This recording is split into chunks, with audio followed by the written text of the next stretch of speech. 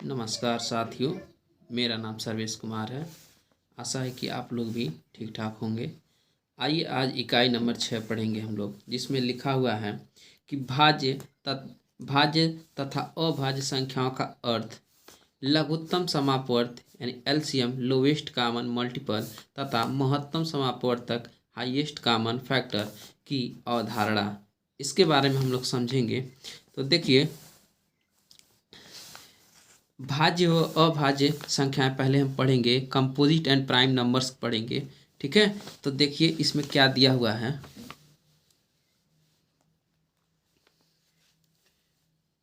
इसमें दिया हुआ है संख्या दिया और अपवर्तक दिया हुआ है कि कह रहा है कि ये जो एक दिया हुआ है किससे विभाज्य होगा, तो एक स्वयं से ही विभाज्य होता है। दो है एक से विभाज्य होगा, दो से विभाज्य होगा। तीन है एक से विभाज्य हो गया और तीन से विभाज्य हो गया। चार है एक से, दो से और स्वयं चार से भी विभाज्य होगा। नौ है एक से, तीन से और स्वयं नौ से ही विभाज्य होगा। 11 है 1 और 11 से ही, 11 से ही विभाजित होगा। 13 एक और 13 से ही विभाज्य होगा। 18 है ये एक से विभाज्य होगा, एक से भी विभाज्य होगा, दो से भी विभाज्य होगा, तीन से भी विभाज्य होगा, 6 से भी विभाज्य होगा, 9 से भी और स्वयं 18 से भी विभाज्य हो गया। ठीक है, तो इसको हम क्या कहेंगे, अपवर्तक है। ये सब इसके अपवर्तक हैं। आइए कुछ निष्कर्ष देख लेते हैं इसके। देखिए जैसे लिखा हुआ है,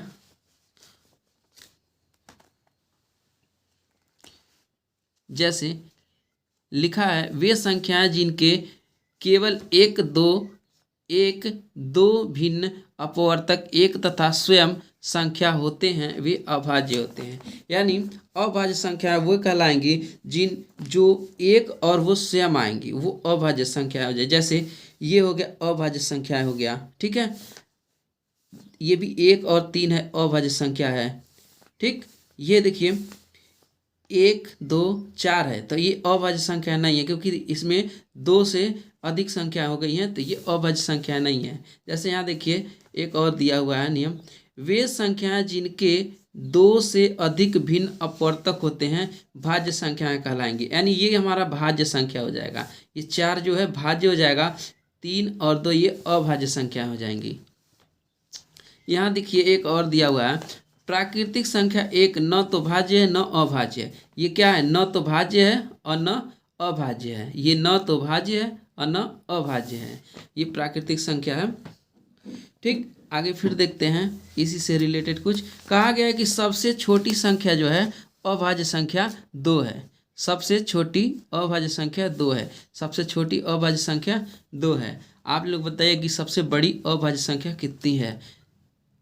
आगे देखते हैं, आप लोग बताइएगा कि 2 अंक की सबसे बड़ी अभाज्य संख्या कितनी है। कौन सी संख्या 2 अंकों की सबसे बड़ी संख्या होगी अभाज्य संख्या में। आइए स अभाज्य पढ़ते हैं। स अभाज्य संख्या क्या होगी, तो को प्राइम नंबर इसे बोलते हैं। क्या बोलते हैं, को प्राइम नंबर बोलते हैं। जैसे में दिया हुआ है 2 है, देखिए 2 है, ये किससे किससे विभाज्य हो गया, अभी बताए हैं। 2 जो है ये 1 से ही डिवाइड होगा और स्वयं 2 से ही होगा। ये 3 है, तो देखिए ये 3 1 से ही होगा और 3 से होगा। एक के सिवा कोई कॉमन नंबर नहीं मिल रहा है इसमें। ये स अभाज्य, जिसमें एक के सिवा कोई और कॉमन नंबर न मिले वही स अभाज्य होगी। जैसे यहाँ 4 देखिए, 4 का देखिए, 4 में क्या हो जाएगा, काम 1 से कटेगा, 2 से कटेगा, ठीक है, और स्वयं से कटेगा। ये भी देखिए 9 है, तो स्वयं 1 से कटेगा, 3 से कटेगा, 9 से। इसमें केवल एक ही कॉमन नंबर मिल रहा है। ठीक है, तो ये हो जाएंगे स अभाज्य संख्याएं, जिसमें केवल एक ही संख्या, वो भी 1 कॉमन मिले और बाकी कॉमन न मिले, वो सह अभाज्य संख्या कहलाती है। यहाँ पे देखिए 11 है, तो 11 में 1 होता है और क्या होता है, 11 होता है। 13 में भी देखिए 1 होता है और 13 होता है। केवल एक ही कॉमन मिला और ये 11 और 13 कॉमन नहीं मिला, इसलिए ये सह अभाज्य संख्या होगी। इसमें भी ऐसे ही देखिए 9 है, तो ये 1 से भी कटेगा और 9 से भी कटेगा, 3 से भी कटेगा, 9 से भी कटेगा। ठीक है, यहाँ देखिए ये 25 है, 1 से, 5 से और 725 से कटेगा। इसमें भी देखिए 1 ही केवल क्या है, 1 ही केवल कॉमन है, बाकी कोई नंबर कॉमन नहीं है। 1 ही केवल कॉमन है, बाकी कोई नंबर कॉमन नहीं है। ये भी क्या है, अभाज्य संख्या होंगी। तो देखिए इससे कुछ इसके बारे में लिखेंगे। दो संख्याएं अभाज्य संख्याएं कहलाती हैं यदि उनमें एक के अतिरिक्त कोई अन्य उभयनिष्ठ गुणनखंड न हो, वह अभाज्य कहलाएंगे। यानी एक ही कॉमन केवल मिले और एक के अतिरिक्त कोई अन्य संख्या कॉमन न मिले, वही क्या हो जाएंगी, अभाज्य संख्याएं होंगी, यानी को प्राइम नंबर होंगी। आगे देखते हैं अभाज्य गुणनखंड क्या है। अभाज्य गुणनखंड, अभाज्य गुणनखंड देखिए, कृपया लाइक एंड सब्सक्राइब शेयर करते रहिए, क्लास अच्छा लगे तो। आइए देखते हैं अभाज्य संख्याएं। जैसे देखिए इसको हम लिख सकते हैं, 84 को लिख सकते हैं 12 गुणे 7। तो देख रहे हैं कि 7 किसी भी संख्या से नहीं कट रहा है, तो ये क्या हो जाएगा, 7 हमारा क्या हो जाएगा, 7 हमारा अभाज्य हो जाएगा, अभाज्य हो जाएगा, संख्या हो जाएगा, संख्या। अब 12 है, ये भाज्य संख्या हो जाएगा, भाज्य हो जाएगा। जैसे आगे देखिए इसी को, यहाँ लिखा हुआ 44, और अब हम 12 को लिख सकते हैं 4 गुणे 3 गुणे 7। तो ये देखिए ये क्या है, ये दोनों क्या हैं, ये दोनों अभाज्य संख्या हैं, अभाज्य संख्या। वैसे देखा जाए तो ये 4 भी, ये एक के अलावा इनमें कुछ कट नहीं रहा है, लेकिन इसको और छोटा भी करेंगे। ठीक, जैसे यहाँ पे देखिए ये भी अभाज्य अब हो गया। देखिए 84 को हम लिख सकते हैं 2 गुणे 3 गुणे 7। अब देखिए ये सब के सब क्या अभाज्य संख्या हैं, सब के सब अभाज्य संख्या हैं, सब के सब, और 2 3 और 7 है अभाज्य संख्याएं हैं। यानी इनको अब हम कह सकते हैं कि यदि किसी संख्या के सभी गुणनखंड, कोई संख्या है और उसके सभी गुणनखंड, जैसे ये देखिए 2 2 3 7 के सभी गुणनखंड अभाज्य संख्याएं हो, तो वे अभाज्य गुणनखंड कहलाएंगे। यानी ये क्या है, अभाज्य गुणनखंड है, हम इसे कह सकते हैं अभाज्य गुणनखंड है।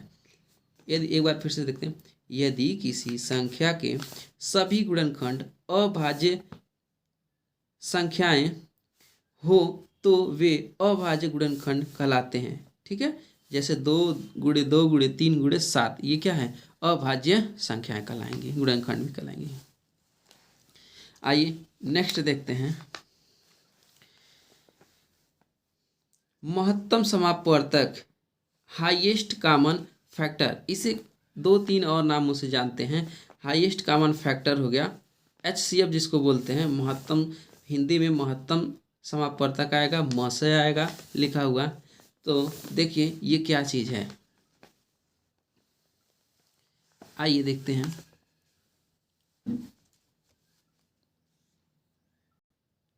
जैसे लिखा हुआ है, मान लीजिए कोई अंक यहाँ ले लेते हैं, 42 ले लेते हैं, और कोई अंक ले लेते हैं 66 ले लेते हैं, और एक अंक ले लेते हैं 78 ले लेते हैं। तो देखिए इसके अपवर्तक यानी ये किस किस नंबर से विभाज्य होंगे उसे देख लिया जाए। तो देखिए ये सबसे पहले 1 से विभाज्य हो गया, 2 से भी विभाज्य हो गया, 3 से भी विभाज्य होगा, 6 से भी विभाज्य होगा, और 7 से भी विभाज्य होगा, 14 से भी विभाज्य होगा, 21 से भी विभाज्य होगा, और स्वयं 42 यानी 42 से विभाज्य होगा। उसी तरह से आइए देखें, यहाँ पे 66 लिखा हुआ है, तो 66 किस किस संख्या से विभाज्य होता है। सबसे पहले 1 से विभाज्य होगा, 2 से भी विभाज्य होगा, 3 से भी विभाज्य हो जाएगा, और 6 से भी विभाज्य हो जाएगा। फिर देख रहे हैं 11 से विभाज्य हो रहा है, 11 के बाद ये देख रहे हैं 22 यानी 22 से भी विभाज्य हो रहा है, 33 से विभाज्य हो रहा है, और स्वयं 66 से विभाज्य हो रहा है। 78 लिखा हुआ है, ये भी किसी ना किसी संख्या से विभाज्य हो रहा है। देखिए सबसे पहले 1 से विभाज्य होगा, 2 से विभाज्य होगा, 3 से भी विभाज्य होगा और 6 से भी विभाज्य होगा। अब देखिए 13 से विभाज्य होगा, 26 से भी विभाज्य हो जाएगा ये, और 39 से भी विभाज्य हो जाएगा, और ये संख्या स्वयं से भी विभाज्य हो जाएगा। तो महत्तम हाईएस्ट हाईएस्ट हाईएस्ट से पता चलता है कि सबसे बड़ा। तो देखिए इसमें सबसे बड़ा कॉमन क्या मिल रहा है, सबसे बड़ा कॉमन देखिए कॉमन क्या मिल रहा है। देखिए कॉमन 1 भी मिल रहा है, 2 भी मिल रहा है, 3 भी मिल रहा है, 6 भी मिल रहा है, और कोई कॉमन नहीं मिल रहा है। तो सबसे बड़ा कॉमन क्या मिल रहा है, 6 मिल रहा है ना। सबसे बड़ा कॉमन क्या मिल रहा है, 6 मिल रहा है। सबसे बड़ा कॉमन 6 मिल रहा है। तो ये क्या हो जाएगा, दी गई संख्याओं का यही होगा महत्तम। ठीक है, दी गई संख्याओं का महत्तम समापवर्तक यहाँ लिख सकते हैं। दी गई संख्या यानी 42, 66 और 78 का मस कितना होगा, 6 हो जाएगा। ठीक, आइए नेक्स्ट देखते हैं। इस प्रश्न में लिखा हुआ है कि गुणनखंड विधि से महत्तम समापवर्त ज्ञात करना, यानी अब हम गुणनखंड विधि से मस निकालेंगे। तो देखिए लिखा हुआ है 48 48 48। देखिए इसका गुणनखंड क्या होगा, तो देखिए ये 2 से भी कटेगा, मतलब 2 से कटेगा। इसका गुणनखंड सीधे ये होगा 2 गुणे 2 गुणे 2 गुणे 2 गुणे 3। चेक कर लीजिए। देखिए 2 दूना 4, 4 दूना 8, 8 दूना 16, 16 तियाँ 48। ठीक, वैसे ही 64 को देखिए, 64 को इसका भी गुणनखंड निकालेंगे। तो देखिए यहाँ से 2 से डिवाइड करेंगे, इसमें से 2 32 हो गया, फिर 2 से डिवाइड करेंगे तो 16 हो गया, फिर 2 से डिवाइड करेंगे 8 हो जाएगा, फिर 2 से डिवाइड करेंगे 4 हो जाएगा, फिर 2 से डिवाइड करेंगे तो 2 हो जाएगा, 2 लास्ट में बचेगा। यानी 6 बार में ये देख रहे हैं कटा हुआ है। फिर बचा हुआ 72 ये भी देखिए 2 से डिवाइड करेंगे पहले तो 36 बचेगा, फिर 36 में 2 से डिवाइड करेंगे तो 18 बचेगा, फिर 18 में 2 से डिवाइड कर दिए 9 बचा। अब 9 में 2 से नहीं डिवाइड 3 होगा, 3 से डिवाइड करेंगे तो 3 बचा, फिर 3 स्वयं से कटेगा। ठीक है, ये आ गया। देखिए 2 दूना 4, 4 दूना 8, 8 त्रिका 24, 24 तियाँ 72, ये आ गया। अब इसका महत्तम समापवर्त निकालना है। क्या निकालना है, महत्तम समापवर्त। तो देख लीजिए सबसे हाईएस्ट यानी कितना ज़्यादा इसमें कॉमन मिल रहा है। ठीक है, कितना कॉमन मिल रहा है, तो देखिए एक ये मिल रहा है कॉमन, 2 यहाँ से भी 2 कॉमन मिल रहा है पूरा, यहाँ से भी 2 पूरा कॉमन मिल रहा है। अब देखिए 2 पूरे में मिलना चाहिए, तीनों में मिलना चाहिए, तीनों में नहीं है। यहाँ 3 है, यहाँ 3 नहीं, यहाँ 3 होता तो हो जाता, लेकिन 3 नहीं है। तो अब लिख देंगे, हम लिखेंगे उत्तर में 48, 64 और 72 का मस कितना हो जाएगा, 2 गुणे 2 गुणे 2 कितना हो जाएगा, 2 दूना 4, 4 दूना 8। ठीक, आगे देखते हैं।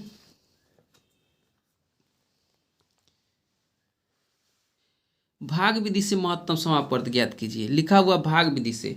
भाग विधि से ध्यान से देखिएगा, समझ में आएगा ये भी। भाग विधि, भाग विधि में हम सबसे पहले क्या करते हैं, भाग जैसे हम लोग भाग सिंपल करते हैं ना, उसी तरह से करेंगे। तो सबसे छोटा नंबर यहाँ पे देखिए, सबसे छोटा नंबर क्या है, 12 है, 12 ले लीजिए ऐसे, और बड़ा नंबर जो है उसको अंदर ले लीजिए। ठीक, ऐसे ही भाग हम करते हैं ना। ठीक, तो देखिए 12 से इसमें भाग देंगे, कितने बार में जाएगा, 1 बार में जाएगा। तो 12 यहाँ लिख देंगे। अब घटा देते हैं, 16 में से 12 चला जाएगा तो कितना बचेगा 4। अब देखिए फिर इसको ही ऐसे कर देते हैं, ठीक। अब ये 12 को यहाँ पे ला के रख देते हैं, ठीक। अब देखते हैं 4 कितने बार में 12 को कट कर देगा। 4 कितने बार में 12 को कट करेगा, तो 3 बार में 12 को क्या करेगा, कट कर देगा। घटाएंगे तो 0 हो जाएगा। तो देखिए जब 0 आ जाता है, जिस संख्या से भाग देने पे वह संख्या 0 आ जाए, वही क्या हो जाता है, मस हो जाएगा। तो लिख देंगे 12 और 16 का मस कितना हो जाएगा, ये लास्ट वाला संख्या लिख देते हैं, 4 हो जाएगा, ठीक है। वैसे भी देखिए कौन सा बड़ा से बड़ा संख्या है जो 12 और 16 को काट सकता है। तो देखिए 2 से भी कटेगा, ठीक है, और 4 से भी कटेगा, तो 2 छोटा हो जा रहा है 4 से, इसलिए 4 ही लेंगे। 4 से 12 कट रहा है और 4 से 16 भी कट रहा है, तो 4 ही ले लेंगे, ठीक है। आगे की संख्या को देखते हैं। अब लघुत्तम समापवर्त देखते हैं। लघुत्तम समापवर्त यानी लोवेस्ट कॉमन मल्टीपल, एलसीएम इसको बोलते हैं, लोवेस्ट कॉमन मल्टीपल। इसमें कुछ निष्कर्ष हैं, उसको पढ़ लिया जाता है, उसके बाद फिर सवाल को हम क्वेश्चन को सॉल्व करेंगे। निष्कर्ष लिखा हुआ है, संख्या के समान अपवर्त्यों को उनका समापवर्त कहते हैं। अगर संख्या दिया हुआ है तो उनका समान समापवर्त कहेंगे। आइए एक और नियम है, इसको भी देखते हैं। संख्याओं के समापवर्त में से सबसे छोटा समापवर्त ही उनका लस होता है। यानी संख्याओं के समापवर्त में से सबसे छोटा समापवर्त ही उनका लस होता है। प्रश्न में भी यानी लोवेस्ट कॉमन, लोवेस्ट मीन सबसे कम, यहाँ पे भी वही कहा गया, सबसे छोटा समापवर्त ही उनका लस होता है। यानी सबसे छोटा यानी जो भी होगा उससे छोटा अंक, इसमें जो भी संख्या दिया होगा कहेगा कि 12 और 16 का लस निकालिए। तो 12 व 16 का लस जो होगा ना, ये 12 और 16 से बड़ा होगा, ठीक है, 12 और 16 से बड़ा होगा। यहीं पे हम 12 और 16 का मस निकाले हैं, जो कि मस 12 व 16 से छोटा होता है। लिखता है हाईएस्ट कॉमन, ठीक है, लिखता है हाईएस्ट कॉमन, लेकिन ये जो 4 आया है, ये 4 से ये 16 और 12 में विभाज्य हो जाएगा, ठीक। और जो लोवेस्ट कॉमन मल्टीपल हम निकालने जा रहे हैं यहाँ पे, ये 12 और 16, ठीक है, 12 व 16 से विभाज्य हो जाएगा जो संख्या निकलेगा, ठीक। जैसे 48 आ जाएगा तो 12 से भी कटेगा, 16 से भी कटेगा, वही हो जाएगा, उसका एलसीएम हो जाएगा। देखिए यहाँ पे एक नियम और दिया, संख्याओं का लस उन संख्याओं में से प्रत्येक द्वारा पूर्णतः विभाजित होता है। यानी जो संख्या निकलेगा आएगा लस, वह संख्या क्या होगा, जो भी संख्या का लस निकाले उस संख्या से पूर्णतः विभाज्य हो जाएगा, ठीक। आइए प्रश्नों पे आते हैं। लिखा है अभाज्य गुणनखंडों द्वारा लस ज्ञात कीजिए। अभाज्य गुणनखंडों द्वारा लस निकालना है। इसके पहले हम अभाज्य गुणनखंडों द्वारा मस निकाले थे, अब अभाज्य गुणनखंडों द्वारा लस निकालेंगे। कृपया क्लास अच्छा लगे तो इसे लाइक, सब्सक्राइब और शेयर भी कर दें। देखिए ये दिया हुआ है कि 16, 32 और 40 का लस निकालिए, वो भी किस विधि से, गुणनखंड विधि से। तो आइए निकालते हैं। 16 का गुणनखंड क्या होता है, इसको देख लेते हैं। 16 किन किन संख्याओं से विभाज्य होता है, 2 से, मान लीजिए 16 में 2 से विभाज्य किए 8 हो गया, 8 में 2 से विभाज्य किए 4 बचा है, 4 में 2 से विभाज्य करेंगे तो 2 बच जाएगा, ठीक है, लिख देंगे।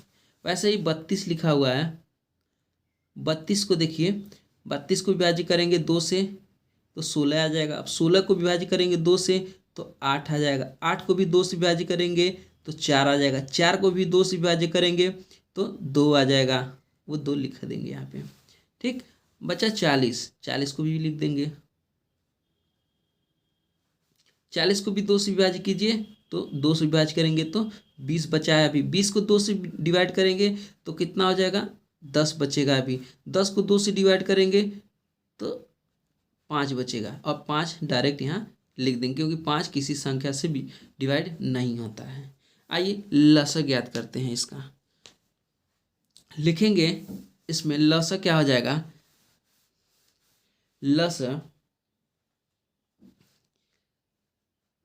16, 32 और 40 का लस क्या हो जाएगा। देखिए सबसे ज़्यादा जो क्या है इसमें, सबसे ज़्यादा जो कॉमन मिल रहा है उसको लिख लीजिए। इसमें 2 देखिए 1 2 3 4 5, 5 2 है ना, तो देखिए 5 2 है उसको लिख लीजिए, यानी 2 पे पावर 5 है, लिख सकते हैं इसको 2 पे पावर 5 लिख सकते हैं। 1 2 3 4 5, तो एक संख्या लिख के उस पर पावर 5 लगा दिए, जगह नहीं है इसलिए इसको ऐसे किए हैं।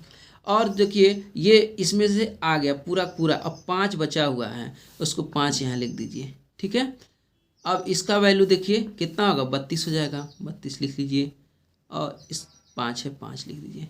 गुणा करेंगे तो आ जाएगा, गुणा करेंगे आप तो आ जाएगा 5 दूना 10 का 0, 5 तियाँ 15 और 5 दूना 10 का 0, 5 तियाँ 15 और 16 हो जाएगा, ठीक। आइए एक सवाल और देखते हैं।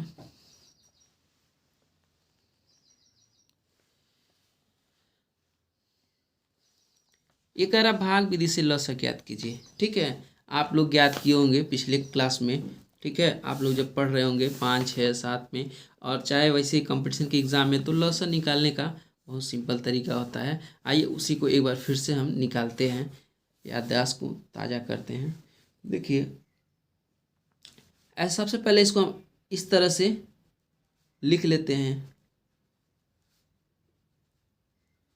और 56, 14 28 35, 14 28 35 और 56 यानी 14 28 35 56 का एलसीएम निकालेंगे। तो इस तरह से हम इसको कर लेते हैं। अब देखिए सबसे पहले इसको सबसे छोटी संख्या से डिवाइड करते हैं। 1 होता है, 1 से तो हम डिवाइड नहीं करेंगे क्योंकि सबकी सब संख्याएं कट जाती हैं, कोई मतलब नहीं निकलता उसका।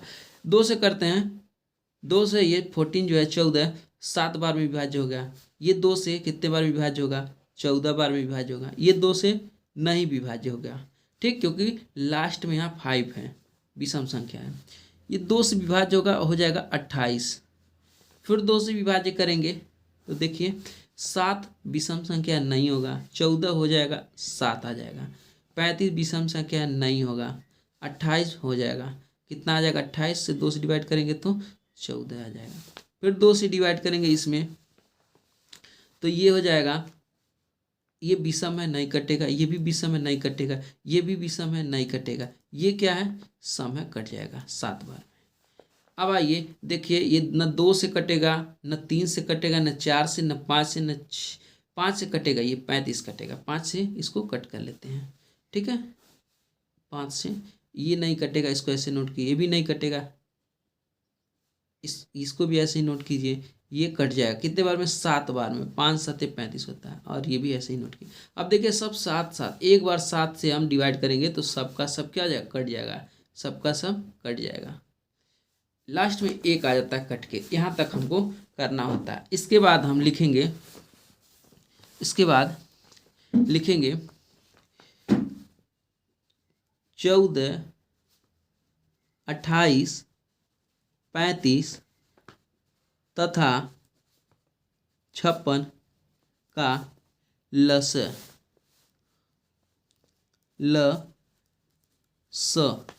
तो देखिए क्या हो जाएगा, 2 गुणे 2 गुणे 2 गुणे 5, यही संख्याओं को हम लिख देते हैं, इसी संख्याओं को हम लोग लिख देते हैं। 2 गुणे 2 गुणे 2 गुणे 5 गुणे 7, 5 गुणे 7। अब इसको हम डिवाइड करेंगे तो देखिए 2 दूना 4 दूना 8, 8 पचे 40, 40 लिख दीजिए और गुणे 7, ठीक है। 7 चौका 28 होता है, लिख दीजिए, और एक 0 बचा है, 0 लगा दीजिए। इस तरह से ये क्लास ओवर होता है, और अगले क्लास में हम लोग इससे रिलेटेड कुछ प्रश्नों को सॉल्व करेंगे, ठीक। मिलते हैं फिर अगले क्लास में।